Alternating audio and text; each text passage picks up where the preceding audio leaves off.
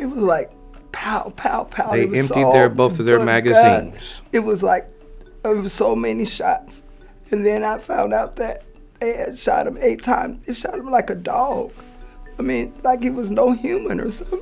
I mean, they didn't have to do that. They didn't have to kill him like that. How could they even sleep at night? You just murdered somebody's child. I remember praying on the way there. I was probably about 2 miles. And I remember still praying that he was going to be alive. I didn't find out he was actually dead until I pulled up to the scene of crime. It's not something, we don't want the cameras. Not at all. But if that's what it's going to take to put the reality of this tragedy, you know, to bring that into your homes, then so be it. Then let's face it. Go ahead and swallow the fact that there was a crime committed. Until that's done, I don't even want to think about anything else until I know that they are treated the way that I would be treated, the way my sons would be treated. You understand what I'm saying? Until I see that, then I don't believe that this is a fair system. When you're living in a country and that country's patrolmen choose to murder one of your family members, you can't really wrap your head around it. It's nothing I wish upon any person. I feel for my daughter so hard. I hurt so much. I've been so angry.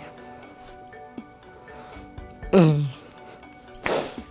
just been so angry that I haven't been able to say anything nice or positive. Because I'm angry. I'm so angry. We live in the home where our family member was murdered, where officers turned off their mics, where they shot excessively, then reloaded, then waited several minutes, and then handcuffed, and then announced time of death. We don't want to live in this home.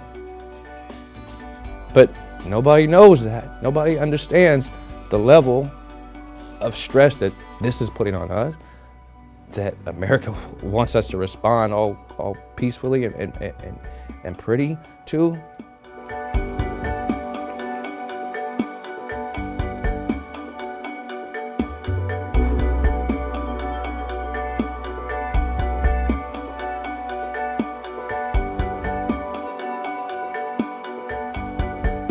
But I believe that if they are not brought to court to be by a trial, if they are not brought to, you know what I'm saying, a criminal trial, then there's no justice being served because they have murdered my son. We're thrust into the fight for justice for not just Stephon Clark, but for all that continue to, and sadly will continue to even this year, be shot by officers.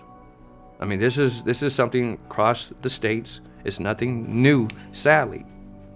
It's just changed its appearance and its narrative. So justice looks like this whole system, needs to be restructured.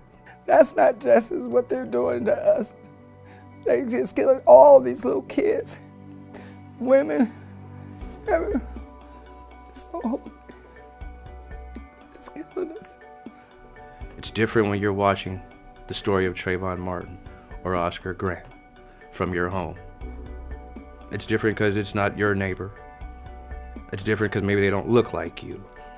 And unfortunately, if you allow that to distinguish you from someone else, you have a true problem. We feel naturally, as our skin tone, we obviously can feel for anyone that continues to suffer from the hands of gunfire by officers across this country.